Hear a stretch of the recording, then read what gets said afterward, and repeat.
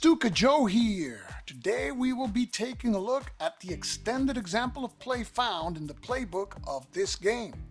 Unhappy King Charles, a game designed by Charles Vasey and published in 2008 by GMT Games. This is a two-player card-driven game about the English Civil Wars. And in this game, one player takes control of the royalist forces of King Charles. The other player, the forces of Parliament. Before we start with the example of play, let's take a look at the information in the unit and leader counters. Each brigade counter, like the one shown here, represents about 3,000 men, and it shows its name on the top. A combat value, which will either be 1 or 2, and a letter that pertains to one of the 5 regions on the map where the brigade can be recruited. And these regions are color-coded. The South in blue, the East in green, Wales in orange, the North in red, and the Midlands in purple. The map is divided into various areas connected by lines. A circle denotes a standard area. A diamond-shaped area is a local notable setup area. A pentagonal area is a limited fortress, and a hexagonal area is a supply fortress. Fortresses in the game can only be captured by having them surrender as a consequence of a siege. Generals and local notables are represented by a counter. The general counters have the following information: the general's name, his strategy rating, which is used for activation, and his battle rating, which is used in combat. Not included with the game are blue and orange colored blocks, which are used to facilitate the presentation. A general or local notable with a block underneath signifies that he has subordinate units under his command in the off-map display. 2 blocks denote a major army composed of 5 or more subordinate brigades. So let's go straight to the extended example of play. All the available leaders are already in the reinforcement box, so the players move to their free political control marker placement. The parliamentarians place 1 PC marker in Leicester to push back the frontier in the Midlands. The royalists would like to place theirs in Salisbury to control the Wool Road, but the Parliament PC marker in Lyme prevents this, so they place theirs in Hereford to make further inroads into the Midlands. The parliamentarians draw a naval chit and reveal it to be Royal Navy riven by faction +1. They place the chit in the +1 space on the naval status track, noting that the result will hinder royalist bombardments on besieged parliamentarian fortresses in port areas. The royalists move Prince Rupert from the reinforcement box to the Shrewsbury fortress area, where he takes 2 brigades into his command, leaving the 3rd brigade in the fortress. They then recruit the Marquis of Worcester's Welsh Veteran Brigade in Shrewsbury, adding it to Rupert's army. The parliamentarians recruit Foppington's brigade at Wakefield, adding it to Lord Fairfax's army by placing it in the Lord Fairfax box on the Parliament player card. Both players start with their 2 core cards in their hands. They each draw 5 other cards. Because of the way the deck is configured at the beginning of the game, one of them will draw the Raising the Standard card, which essentially starts the hostilities when it is played. The 2 players now look at their hands. The Royalists have their 2 core cards worth 1 and 2 operations respectively, plus King's Lynn Rising, Newark Garrison, Charles Cavendish, Marquis of Worcester, and Raising the Royal Standard. With so few operation cards, The Royalists may decide to delay playing the Royal Standard for some time, since they cannot do much with it. Note that the Marquis of Worcester card will allow the Royalists to draw a new card into their hand. The Parliamentarians have their 2 court worth 1 and 2 operations respectively, plus 1 3 operations card, plus melting down the college plate, a discard because only the Royalists can use it, plus the City of London, white coats, another discard, and trained bands, depending on the 2 extra cards that they can draw by playing the City of London card. The Parliamentarians may be able to deal with anything that the Royalists can show. The Royalists decide to go second, so they can react to Parliamentarian moves. The Parliamentarians know that they cannot determine when hostilities will begin, because the Royalists hold the Raising the Royal Standard card.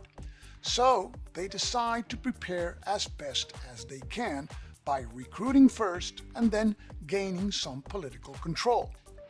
They use the White Coats card, which they cannot use as an event card since it is a Royalist event, as a discard recruitment card. And they place Skippon's veterans with Bedford in Exeter.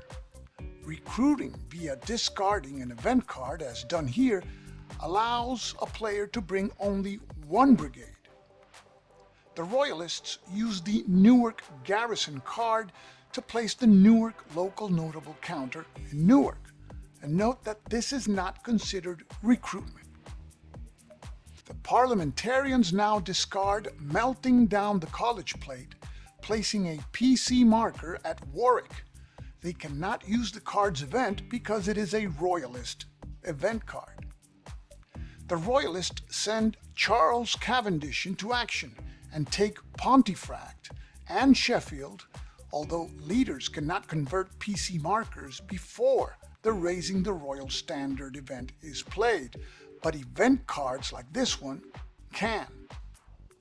The Parliamentarians are simply waiting for the Royal Standard, and they play the City of London, which allows them to draw 2 cards.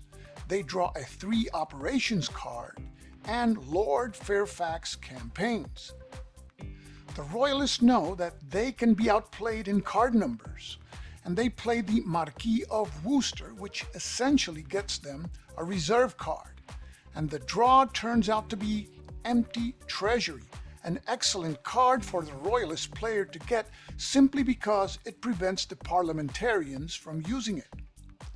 The Royalists fulfill the Marquis of Worcester's event by placing Stradling's Brigade in Lord Herbert's box on the Royalist player card. The Parliamentarians take revenge on Charles Cavendish by playing Lord Fairfax campaigns, and they take back Pontefract and Sheffield. The Royalists discard Empty Treasury as a recruitment card to recruit Cavendish's brigade, which goes to Newcastle. Both players have now played their recruitment card for turn 1, although event cards that allow recruitment could still be played if the players had any. The Parliamentarians have now run out of events, so they use their 1 Ops Core card to activate Massey and conduct a raid on the Forest of Dean, replacing the Royalist PC marker there with one of their own. Notice that local notables like Massey can raid before the standard is raised. The Royalists now play Raising the Royal Standard, effectively beginning the war. The Parliamentarians play their 3 Ops card to move Essex and his army on Oxford, picking up the London train bands upon activation, in case they can later use the train band combat card in battle. With 5 brigades, Essex now commands a major army, which requires a 3 Ops card in order to move or bombard. The Royalists consider sending Rupert to attack Fairfax, but decide to move the Prince south to support Oxford instead. The The Royalists use their 1 ops core card to move Rupert, who has 4 movement points, and he moves to Tamworth, then Leicester, converting it by spending an extra movement point, and from there to Northampton. Essex attempts to intercept Rupert in Northampton, but rolls a 2 and fails. He would have needed a 5 or 6 to succeed. The Parliamentarians can halt now as they have played 6 cards, but they choose to conduct a siege in Oxford with Essex. They play a 3 ops card to place a siege marker there. Essex still has a major army and thus requires a 3 ops card to activate it. And they roll a die. The result is a miserable 2. They place a bombardment 2 marker beside the area. The Royalists know that Rupert is probably too weak to take on Essex, and of course, they don't know about any parliamentarian combat card that they may hold. So the Royalists decide on a different course of action. They use their 2 ops core card to move King Charles to Wakefield, where Lord Fairfax attempts to evade but fails. He rolls a 4, 1 less than the 5 or 6 required for success. The king has a combat value of 6, Fairfax's is 3, and with the odds so badly against Fairfax, who wishes to avoid a major defeat, he disperses. The king gains control of Wakefield because of this dispersal, and still has 3 movement points left. He moves by way of Sheffield, Nottingham, Tamworth. Parliamentarians play their 2 ops card and decide to move Bedford to Barnstaple. However, the Royalists see the risk of Hopton being trapped, and they attempt to intercept with Hopton. Hopton rolls a 4, and we add a 1 for his strategy rating advantage for a 5, and enters Barnstaple. The battle sees the Royalists with a strength of 4, that is, a 2 combat value plus a 2 battle rating, versus a parliamentarian strength of 5, a 4 combat value plus 1 battle rating. But Hopton rolls a 6 to Bedford's 3, giving a final score of 10-8, which results in an indecisive Royalist victory. Bedford's move ends, and he retires to Exeter, losing Popham's brigade permanently. Barnstaple becomes Royalist. Hopton's gamble has kept his lines open. Next, the Parliamentarians use their trained band's combat card, which they cannot keep as an ace in the hole card, and discard it in order to raid from Willoughby into Boston, placing a Parliament PC marker there. The Royalists retain the King's Lynn Rising card as their ace in the hole card for turn 2. Only 1 brigade deserts this turn for each side. There are no regional generals outside their home regions, so the players move to category number 2. Essex's army exceeds 3 brigades, so it must take the loss, and the Parliamentarians choose to remove Fine's brigade. No Royalist army exceeds 3, but Rupert is adjacent to the enemy, and so he loses a brigade, and the Royalists select the Northern Levies. This early in the game, neither army need worry about power base points. The cards used for recruitment during turn 1 are cleared away to the discard pile. The Parliamentarians now have 7 brigades, with 1 to return from dispersal. The Royalists have 8 brigades and a better army. The Parliamentarians now have no ace in the hole cards, however.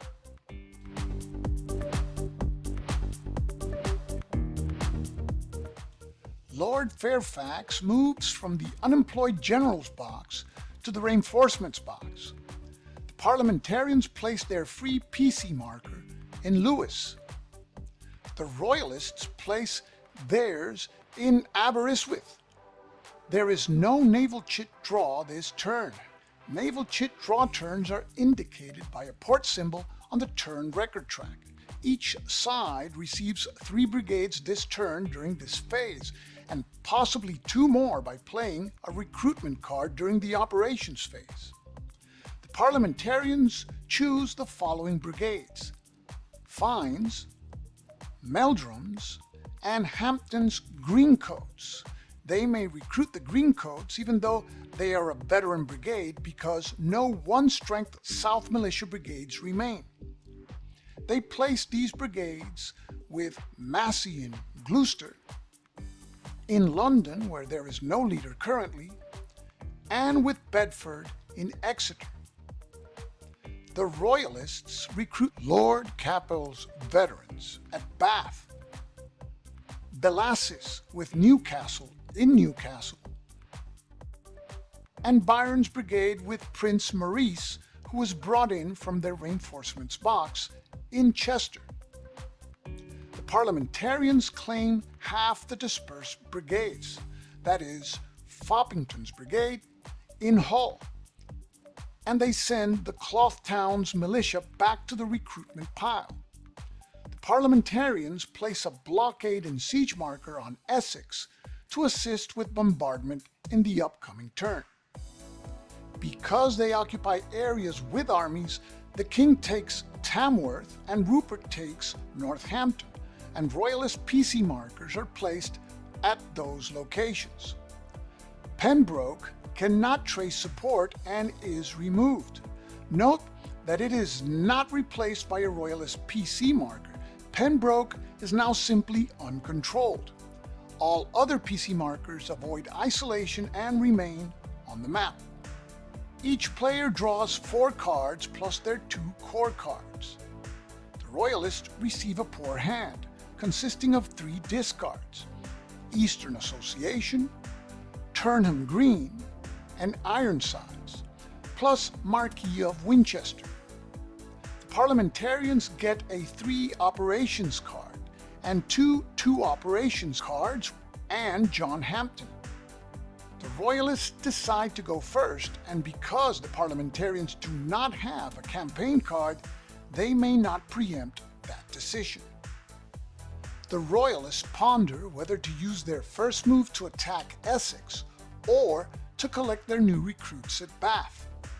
They decide that running Bedford's gauntlet at Bridgewater is not tempting, and so they use their 2 Ops core card to send King Charles through Leicester to Northampton, where he collects Rupert under his command, and Essex cannot intercept because he's conducting a siege. And the king enters Oxford. Essex does not like the odds and tries to evade, which he does to Bedford. He would prefer to London, but he can only move one area because he has more than 3 brigades in his army. The siege is lifted, and the king enters Oxford to malignant applause. The parliamentarians activate Bedford with their 2 Ops core card to move from Lyme to Bath amidst the forming Royalist brigade, which cannot evade and so disperses. Bath converts to parliamentarian control, and Bedford moves to Bridgewater and into Barnstaple. Hopton evades by moving from Exeter to Lyme. The Royalists are now in serious trouble, but they now decide to bluff. They play Marquis of Winchester to recruit 2 brigades as per the card's event, and they place Carnarvon's and 4th Brigades in Lyme with Hopton. This may cause Bedford to think twice about any further attacks. The parliamentarians now play their 1 Ops core card to recruit 2 brigades as allowed on the turn record track: Brown's with Willoughby in Peterborough, and the veteran Ironsides in London, and only veteran East Brigades remain in the recruitment mix. The Royalists discard Eastern Association to have Derby raid Manchester. The parliamentarians, not sure of what to make of such a feeble move, now play John Hampton to take Northampton and Leicester. The Royalists discard Ironsides and have the Newark garrison raid Gainsborough. The Parliamentarians play a 2-ops card to activate Lord Fairfax, who drops into Hull, collects Foppington's brigade, and moves to York, then on to Wakefield, which he converts to parliamentarian control. The Royalists have only one operations card, so their choice is restricted to the 2 royal princes and Hopton. They delay further, though, by discarding Turnham Green to have Newark raid Boston. The Parliamentarians believe something is adrift but cannot see a useful attack. Essex is weaker than the king and Hopton splits the south. They use their 2-ops card to move Essex from Huntingdon to Peterborough, threatening the north and avoiding building a large army in London. The Royalists now play their 1-ops card to activate Hopton. He leaves the west to Bedford and moves to Poole, converting it then from Basing to Portsmouth. The Parliamentarians decide not to withdraw Waller into the fortress for fear of their best general being bottled up by a masking force. Waller fails to evade and so disperses. He will be eligible to return in the next game turn, possibly to take command of the army being built in London. Note that because Portsmouth is a fortress, its control does not change. Only a successful siege changes fortress control. The Parliamentarians have their 3-ops card to play, and they choose to tidy up the west using Bedford to convert Barnstaple and Bridgewater and ending in Bath. 2 brigades desert this turn per side. For Parliament, Essex loses 1 Midlands brigade for having over 3 brigades, and Massey loses fines for being adjacent to an enemy army, and he is the only adjacent army, so he loses his only brigade. For the Royalist, King Charles must lose 2 brigades, that is, 1 for being adjacent and 1 for having more than 3 brigades. He removes Rupert and both of his units. Once again, it is too early for a power-based victory, or any other type of victory for that matter.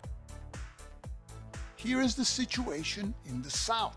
Hopton has broken out of the southwest, but Bedford has cut off Cornwall, and in the next political control phase, Truro and St. Austell will be lost to isolation. Hopton's 3 brigades threaten Portsmouth and are a menacing presence in the south. And in the Midlands, battle lines are drawn. The Royalists have had the better of the campaigns, but Parliament has come out ahead on political control. The Royalists sit safe in their capital at Oxford, although their victorious army has been thinned by desertion. Essex threatens Newark, but is well placed to cover London. As Massey and Herbert tussle near the Welsh border, Prince Maurice builds a new army at Chester, ready to dart north or southwards. The Royalists must now begin to press hard, because the longer they delay, the closer it will be to having the 2 remaining mandatory cards enter the game and work against them. Parliament has lost 1 brigade permanently and has 10 in action plus 1 to return from dispersal. The Royalists have 11 brigades plus 1 to return from dispersal. The Parliament has survived the 2 most dangerous turns by good cards and avoiding combat, and has a political control advantage.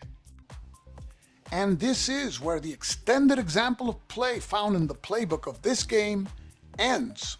Unhappy King Charles, a game designed by Charles Vasey and published by GMT Games. I hope that this video has given you a good idea of the flow of the game and what the game has to offer. This is Stuka Joe, signing off for now. Thanks for watching.